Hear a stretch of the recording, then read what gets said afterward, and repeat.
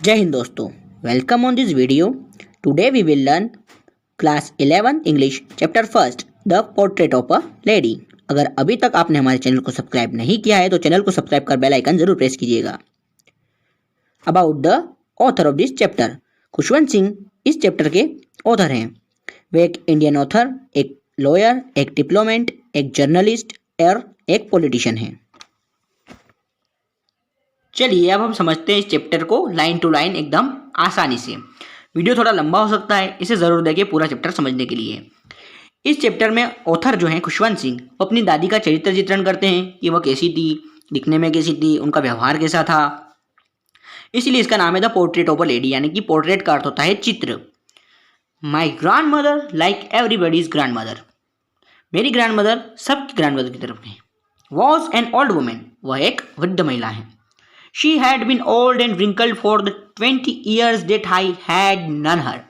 मैं उन्हें पिछले 20 साल से जानता हूँ, वह वैसी के वैसी ही ओल्ड हैं और उनके चेहरे पर वैसी की वैसी ही झुर्रियाँ हैं। People said that she had once been young and pretty and had even had a husband. लोग कहते हैं कि वह एक समय बहुत सुंदर थी, बहुत जवान थी, यंग थी और उनका हस्बैंड भी था। But that was hard to believe. लेकिन इस पर विश्वास करना थोड़ा मुश्किल है। My grandmother's portrait hung about the mental peace in the drawing room, मेरे दादाजी का पोर्ट्रेट चित्र ड्राइंग रूम में मेंटल पीस के ऊपर टंगा हुआ है। मेंटल पीस आपने फिल्मों में देखा होगा कि उसमें आग लगी हुई होती है, उसमें लकड़ियाँ होती है और इस प्रकार से होता है, उसके ऊपर फोटोज लगी होती हैं। He wore a big turban and loose fitting cloth, उन्होंने एक साफा पहना हुआ है और लूज फिटिंग क्लॉथ पहने हुए हैं। His long white beard covered the best part of his chest and he looked at least 100 years old. उनकी जो वाइट बियर्ड, जो सफ़ेद दाढ़ी है, उसने उनकी चेस्ट का बहुत सारा पार्ट कवर किया हुआ है क्योंकि वो दाढ़ी बहुत बड़ी बड़ी है और वह लगभग 100 ईयर्स ओल्ड से भी ज़्यादा के दिख रहे हैं या 100 ईयर्स ओल्ड के दिखते हैं। He did not look the sort of person who would have a wife or a children. He looked as if he could only have lots and lots of grandchildren. अब वह ऐसे दिखते हैं कि कोई कह ही नहीं सकता है कि उनके बच्चे हैं और उनकी वाइफ हैं। ऐसा है कि उनके बहुत सारे नाते और नातियाँ हैं। As for my grandmother, being young and pretty, the thought was almost revolting. मेरी दादी एक यंग और सुंदर थी, यह थॉट लगभग एक विरोध करने जैसा या फिर विप्लव करने जैसा लगता है। रिवोल्ट का अर्थ होता है विप्लव करना, क्योंकि अभी जो उनकी जो शक्ल है या उनका जो चेहरा है वह ऐसा है कि कोई कह ही नहीं सकता है कि एक समय वो बहुत सुंदर थी। She often told us of the games she use to play as a child, वह हमें अक्सर अपने बचपन के गेम्स के बारे में बताती है जो खुद खेलती थी। That seemed quite absurd and undignified on her part and we treated it like the fables of the prophets she used to tell us. और ये एक बिल्कुल एब्सर्ड टाइप लगता है कि वो ऐसे गेम बताती हैं कि वो खेलती थी तो उन्हें देखकर लगता ही नहीं कि क्या वो ऐसे गेम खेलती थी। वो उन्हें हमेशा सूफी संतों के बारे में बताती रहती हैं, उनकी कहानियाँ बताती है, उन्हें बच्चों को सुनाती हैं। She had always been short and fat and slightly bent, वे हमेशा से थोड़ी ठिंगनी सी, थोड़ी सी मोटी सी और बिल्कुल थोड़ी सी झुकी हुई सी, क्योंकि बूढ़े लोग जो होते हैं वो थोड़े से झुके हुए होते हैं, इस प्रकार से थी और ठिंगनी सी थी। Her face was a criss cross of wrinkles running from everywhere to everywhere, उनके चेहरे पर रिंकल्स यानी झुर्रियाँ थी, बहुत सारी झुर्रियाँ ही झुर्रियाँ थी, हर तरफ झुर्रियाँ ही झुर्रियाँ नजर आती। इसमें लिखा है everywhere to everywhere. Now we were certain she had always been as we had known her, और हम उन्हें तब से जानते हैं वह ऐसी की ऐसी ही हैं, old. So terribly old that she could not have grown older, वह इतनी ओल्ड हो चुकी हैं कि वह अब और ओल्ड नहीं हो सकती, इससे भी ज़्यादा ओल्ड नहीं दिख सकती। And had stayed at the same age for 20 years, और पिछले 20 साल से वह ऐसी ही हैं। She could never have been pretty but she was always beautiful, वह कभी प्रिटी नहीं थी लेकिन वह ब्यूटीफुल थी। She hobbled about the house in spotless white with one hand resting on her waist to balance her stoop and the other telling the beads of her rosary.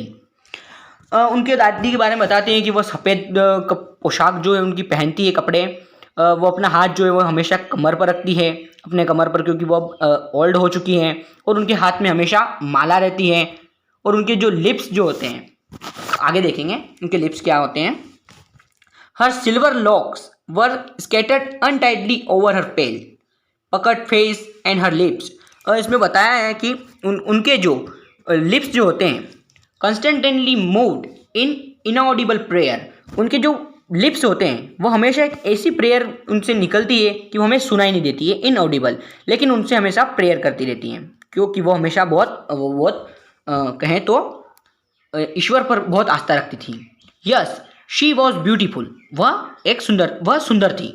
She was like the winter landscape in the mountains, वह mountains के अंदर एक winter landscape की तरह थी। An experience of pure white serenity breathing peace and contentment, वो बिल्कुल peace और काम थी। My grand mother and I were good friends, मेरी दादी और मैं एक अच्छे दोस्त थे। My parents left me with her when they went to live in the city, मेरे पेरेंट्स ने मुझे उनके पास रहने के लिए छोड़ दिया जब वह सिटी चले गए थे, यानी कि वह गाँव में रहते थे। And we were constantly together, और हम साथ थे। She use to wake me up in the morning and get me ready for school, वह मुझे सुबह जल्दी उठाती थी और स्कूल जाने के लिए तैयार करती थी। She said her morning prayer in a monotonous sing song while she bathed and dressed me in the hope that I would listen and get to know it by heart। वह हमेशा कुछ न कुछ गाती रहती थी, प्रेयर गाती रहती थी, मोनोटोनस गाती रहती थी, और वह ये सोचती थी कि मैं, यानी कि जो ऑथर हैं, वो उसे दिल से सुन रहे हैं। I listen because I loved her voice, मैं उसे सुनता था क्योंकि मुझे उनकी वॉइस बहुत अच्छी लगती थी। But never bother to learn it, लेकिन उसे सीखने का कभी प्रयास नहीं किया। Then she would fetch my wooden slate which she had already washed and plastered with yellow chalk, वो मुझे एक वुडन की स्लेट देती थी स्कूल जाने के लिए, जो पटिया होता है वुडन का, लकड़ी का, और a tiny earthen ink pot and a red pen, tie them all in bundle and hand it to me, और इंक पॉट देती थी और उन्हें सबको एक थैले में पैक कर कर उन्हें स्कूल जाने के लिए दे देती थी। किसे? ऑथर खुशवंत सिंह को। After a breakfast of a thick stale chapati with a little butter and sugar spread on it we went to school. Breakfast में जो बासी जो चपाती होती है, स्टेल चपाती, उसके ऊपर थोड़ा बटर डाल के, शुगर डाल के वो उन्हें रोल करके खाने के लिए देती थी। ये हम भी खाते हैं, लगभग सभी खाते हैं, और उसके बाद वह स्कूल जाने के लिए निकल जाते थे। She carried several steel chapatis with her for the village dogs, और वह अपने साथ कुछ बासी चपाती जो होती है, बासी रोटी जो होती है, वह विलेज डॉग्स के लिए साथ में ले जाती है। My grand mother always went to school with me because the school was attached to the temple, मेरी दादी जो है वो हमेशा मुझे स्कूल छोड़ने के लिए जाती है क्योंकि मेरा जो स्कूल है वह मंदिर के साथ अटैच्ड है। The priest taught us the alphabet and the morning prayer, जो पुजारी जो होते हैं, और उन्हें पढ़ाता कौन है? वहाँ का पुजारी, वो हमें अल्फ़ाबेट और मॉर्निंग प्रेयर सिखाता है। While the children sat in rows on either side of the veranda, singing the alphabet or the prayer in the chorus, वहाँ पर सभी बच्चे बैठकर लाइन टू लाइन बैठकर वरांडा में पढ़ाई करते हैं, अपना जो अल्फ़ाबेट सीखते हैं, मॉर्निंग प्रेयर सीखते हैं। My grand mother said in side reading the scriptures, और मेरी दादी भी वहाँ पर बैठकर स्क्रिप्चर्स यानी कुछ न कुछ शास्त्र वास्त्र जो भी है वो पढ़ती रहती हैं। When we had both finished, we would walk back together, और जब हम दोनों का काम हो जाता है तब हम वापस घर साथ में आ जाते हैं स्कूल से। This time the village dogs would meet us at the temple door, और वहाँ पर हमें विलेज के जो डॉग्स हैं वो टेम्पल के दरवाजे के वहाँ पर मिल जाते हैं। They followed us to our home growling and fighting with each other for the chapatis we threw to them, और वो जो डॉग्स होते हैं वो हमारे साथ भौंकते हुए, खेलते मस्ती करते हुए हमारे साथ घर पर आ जाते हैं, घर की तरफ हमारे साथ ही आते हैं, और हम उन्हें वो जो चपाती है वो उन्हें दे देते हैं खाने के लिए। When my parents were comfortably settled in the city, they sent for us, एक फ्रेजेस है, इसका अर्थ होता है उन्हें संदेश भेजा कि जब उसके पेरेंट्स जो थे वह वहाँ पर अच्छे से सेट हो गए थे। संदेश क्या भेजा होगा कि वह वहाँ पर सिटी में आ जाए। That was a turning point in our friendship. वह हमारी फ्रेंडशिप के अंदर एक टर्निंग पॉइंट था। ये ज़रूर ध्यान से समझिएगा, इसके ऊपर अवश्य क्वेश्चन आता है, हम देखेंगे इसके क्वेश्चन आंसर वाले वीडियो में। Although we shared the same room, हम सिटी चले गए और हमारी फ्रेंडशिप में एक टर्न पॉइंट था, लेकिन फिर भी हम सेम रूम शेयर कर रहे थे। My grand mother no longer came to school with me, मेरी दादी मेरे साथ अब मुझे स्कूल छोड़ने के लिए नहीं आती थी। I use to go to an English school in a motor bus, school क्यों नहीं जाती थी? क्योंकि वह इंग्लिश स्कूल में जाता था और मोटर बस में जाते थे। लेखक मोटर बस में जाते थे। There were no dogs in the streets and she took to feeding sparrows in the courtyard of our city house, वहाँ पर कोई गली में कोई कुत्ते उत्ते नहीं थे, तो वो वहाँ पर अपने कोर्टयार्ड या आंगन के अंदर स्पेरोज को कुछ न कुछ खिलाती रहती थी। As the years rolled by, we saw less of each other. For some time, she continued to wake me up and get me ready for school. अब हमारी बातचीत भी बहुत कम होने लगी थी। हम एक दूसरे को बहुत कम देखते थे क्योंकि वह इंग्लिश स्कूल में जाने लगे थे, उनका मिलना ज़्यादा नहीं होता था, और वह मुझे अभी भी स्कूल जाने के लिए तैयार करती थी और मुझे सुबह जल्दी भी जगाती थी। When I came back, she would ask me what the teacher had taught me. और जब मैं स्कूल से आ जाता था तो वह मुझे पूछती थी कि आज स्कूल में टीचर ने क्या पढ़ाया। I would tell her English words and little things of western science and learning, मैं उन्हें इंग्लिश के वर्ड बताता कि आज हमें टीचर ने ये सिखाया, क्योंकि वह एक इंग्लिश स्कूल में जा रहे थे। मैं उन्हें कुछ साइंस की चीज़ें बताते थे, the law of gravity, Archimedes principal, उन्हें गुरुत्वाकर्षण का जो नियम है वह बताते थे, आर्किमिडीज का सिद्धांत है, आर्किमिडीज प्रिंसिपल बताते थे, the world being round etcetera, और बहुत सारी चीज़ें बताते थे। दिस मेड हर अनहैप्पी, वह उन्हें अनहैप्पी कर देता या वो इसे सुनकर नाखुश हो जाती थी। She could not help me with my lesson, वह मुझे अपने लेसन सीखने में कोई मदद नहीं कर पाती थी। She did not believe in the things that taught at the English school and was distressed that there was no teaching about God and the scriptures. English school की टीचिंग से वो बिल्कुल नाखुश थी। उन्हें अच्छा नहीं लगता था कि वहाँ पर गॉड और स्क्रिप्चर्स के बारे में कुछ पढ़ाया ही नहीं जाता है, ये कैसा स्कूल होता है इंग्लिश स्कूल, इसलिए वह थोड़ी अनहैप्पी रहने लगी थी। इसके बारे में भी एक क्वेश्चन आता है कि why grand mother was unhappy. One day I announce that we were being given music lessons, और एक दिन उन्होंने बताया कि आज हमने म्यूजिक लेसन सीखा। शी वॉज वेरी डिस्टर्ब, वह बहुत नाखुश थी इसके बारे में। To her music had lewd associations, it was the monopoly of harlots and beggars and not mean for gentle folk. दादी का कहना था कि जो म्यूजिक जो होता है वह तो गरीब लोगों का काम होता है, भिखारी लोगों का काम होता है, और ये सब भी लोगों का काम नहीं होता है। यानी कि वो म्यूजिक लेसन को सुनकर और डिस्टर्ब हो चुकी थी क्योंकि वह गरीब लोगों का काम होता है, ऐसा उनकी दादी का मानना था।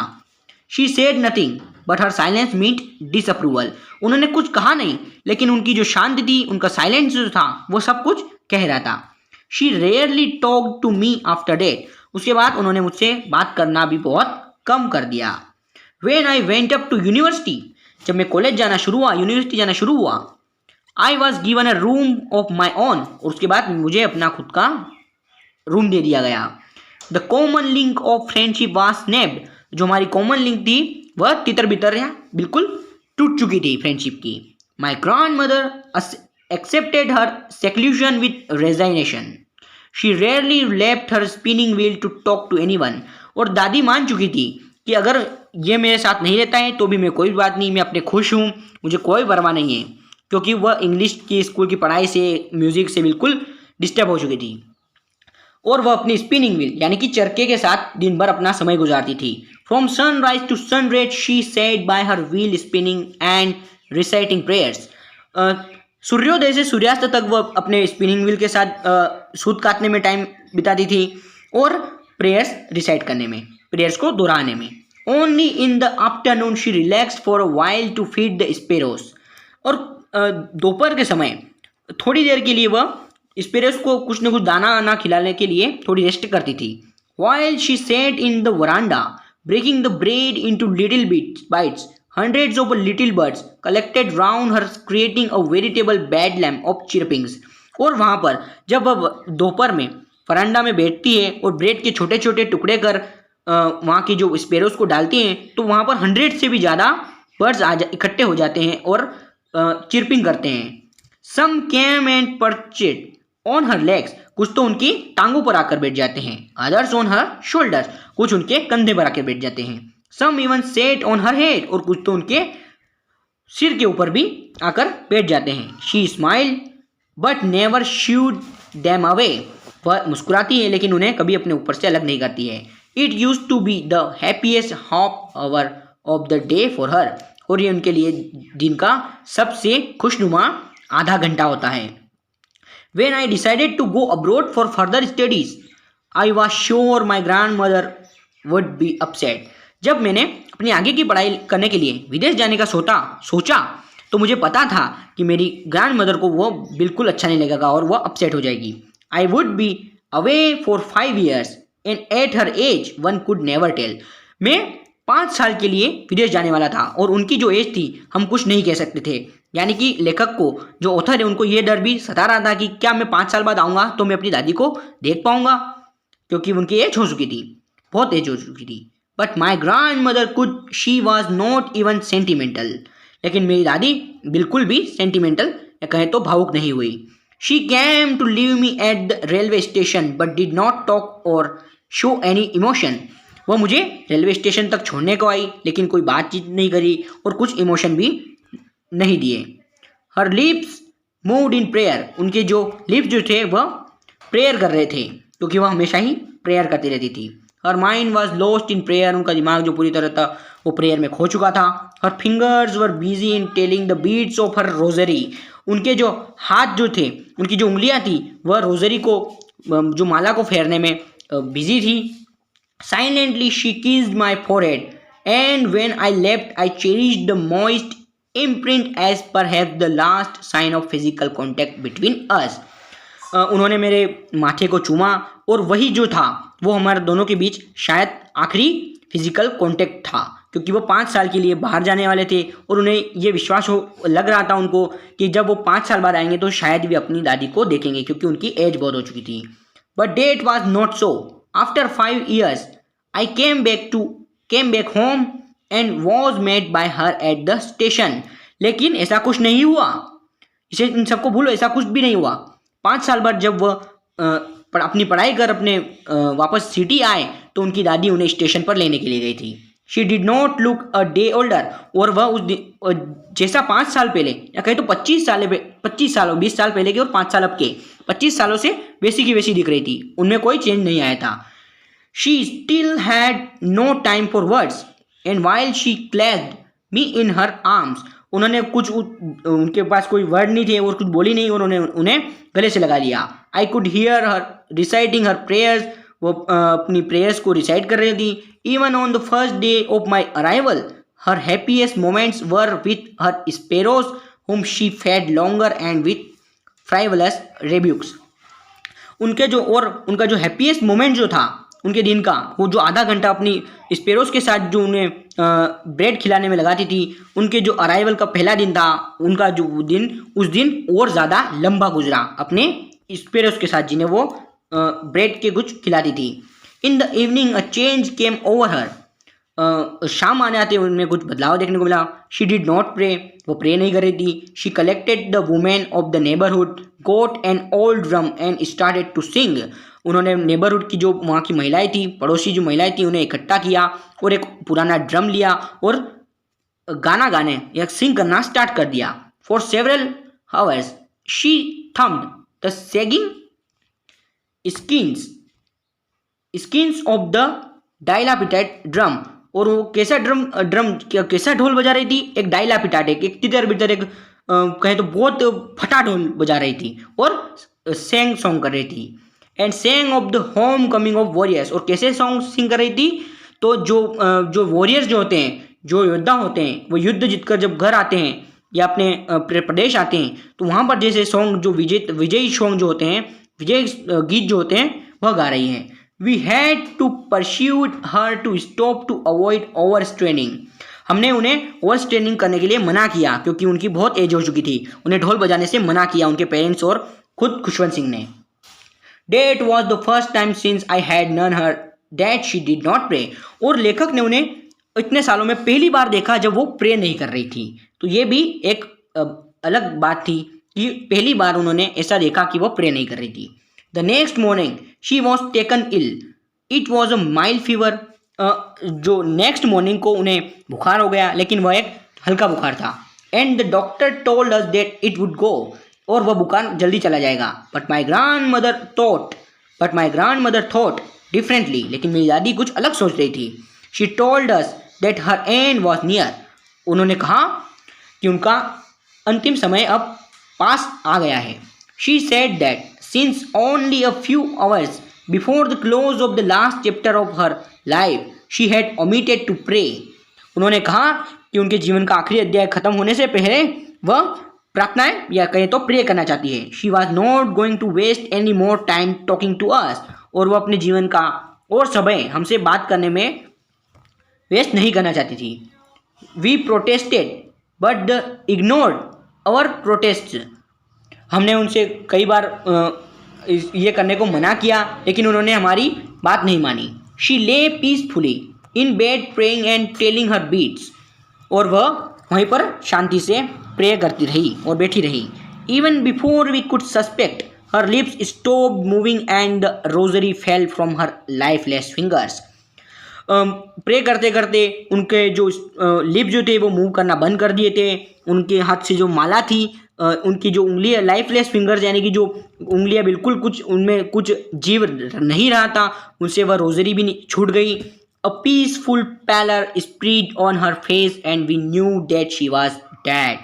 और उनके चेहरे पर एक अजीब सी शांति आ चुकी थी और अब हम सब समझ गए थे कि वह डाइड हो चुकी है या उनकी मृत्यु हो गई है। We lifted her off the bed and as in customary, और हमने उन्हें बेड से नीचे उतारा हमारी परंपराओं के अनुसार। laid her on the ground and covered her with a red shroud। Shroud यानी होता है कफन। उन्होंने ग्राउंड पर उतारा और उन्हें लाल कफन पहनाया। After a few hours of mourning we left her alone to make arrangements for her फुनेरल।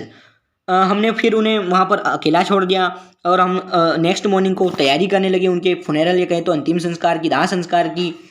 In the evening we went to her room with a crude stretcher to make her to be cremated. उनके दाह संस्कार करने के लिए हम वहाँ पर stretcher लेकर गए, उन्हें उठाया और उन्हें स्ट्रेचर पर लेटाकर ले जाने लगे। The sun was setting and he had lit her room and verandah with a blaze of golden light. जो सन जो वह सेट होने की स्थिति में आ चुका था और वहाँ का जो उनका वरांडा जो था वो पूरी तरह से चमकीला सा लग रहा था। We stopped halfway in the courtyard, हम आंगन के आधे में जाकर रुक गए। All over the verandah and in her room right up to where she lay dead and steep wrapped in the red shroud, thousands of sparrows sat scattered on the floor।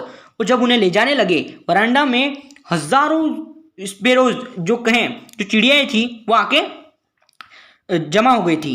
There was no chirping, और एक भी उनमें से chirping नहीं कर रही थी, चहचाट बिल्कुल नहीं कर रही थी। We felt sorry for the birds and my mother fetched some bread for them. उन्हें उन सब बर्ड्स के लिए बहुत सॉरी फील हो रहा था, गिल्टी फील कर रहे थे। और उनकी मम्मी है जो मदर हैं खुशवंत सिंह की, वो सभी चिड़ियाओं के लिए जो सभी स्पेरोज के लिए ब्रेड के छोटे छोटे टुकड़े कर देती है और उन्हें दे देती है। She broke it into little crumbs the way my grand mother use to and threw it to them. जिस प्रकार उनकी दादी उन्हें छोटे छोटे टुकड़े करके ब्रेड के देती थी उसी प्रकार उनकी मदर भी देती है। The sparrows took no notice of the bread, और स्पेरोज जो होती है वह ब्रेड की तरफ बिल्कुल ध्यान नहीं देती है। When we carried my grandmother's corpse off they flew away quietly, और जब हम हमारी ग्रैंड मदर की जो बॉडी होती है उसे ले जाते हैं, कॉप्स यानी होता है लाश, जिसे हम लाश कहते हैं, कॉप्स यानी लाश, उन्हें ले जाते हैं तो सारी की सारी जो स्पेरोज होती हैं वह चुपचाप क्वाइटली फ्लू चुपचाप उड़ जाती है। Next morning the sweeper swept the bread crumbs into the dustbin, और सेकंड दिन जो झाड़ू से सारे के सारे ब्रेड के टुकड़े जो होते हैं जो उनकी मदर ने वहाँ पर डाले थे वह सब के सब डस्टबिन में डाल दिए जाते हैं। तो आप सोचिए कि किस प्रकार उनकी दादी थी कि जो बर्ड्स होते हैं उन्होंने भी कुछ नहीं खाया, यानी कि उनका जो रहने का तरीका था, जो उनका जो कहें तो जीव के प्रति जो दया थी, उसने वो सब किया। चलिए तो अब हम ये चैप्टर को यहाँ पर एंड करते हैं। अगर आपको ये वीडियो पसंद आया हो तो वीडियो को लाइक कीजिएगा, हमारे चैनल को सब्सक्राइब कीजिएगा और अपने अधिक से अधिक दोस्तों में इस वीडियो को शेयर कीजिएगा। Thanks for watching this video.